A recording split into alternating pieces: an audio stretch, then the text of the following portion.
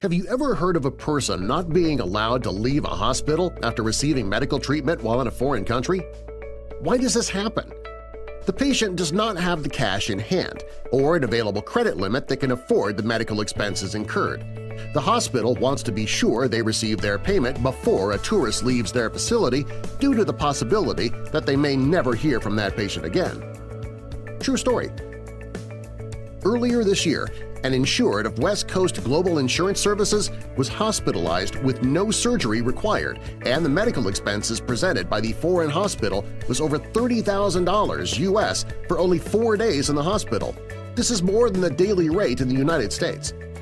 Now, imagine the medical emergency is life-threatening and an air evacuation is required to get you to the nearest facility that can treat your medical condition. This is not to scare you, this is to prepare you for the what-ifs. The cost of an air evacuation flight can be between $25,000 to over $100,000 U.S. depending on your location in the world. By now, the combined medical expenses have soared.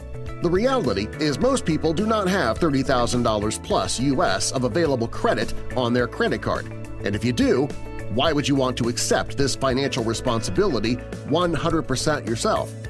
This type of unexpected expense would wipe out most people's retirement accounts. Ask yourself, if I was to experience an emergency medical situation while in a foreign country, where would I get this type of money from to pay these bills and make them go away? The solution? Contact West Coast Global Insurance Services and safeguard yourself, your loved ones, and your pocketbook with Global Accident and Illness Travel Medical Insurance. Put all these unknowns behind you and create peace of mind so that in the event of an unforeseen accident or illness, you and your family are medically and financially protected. No nationality restrictions, online enrollment, coverage from 5 to 365 days a year. Are you protected from the unexpected?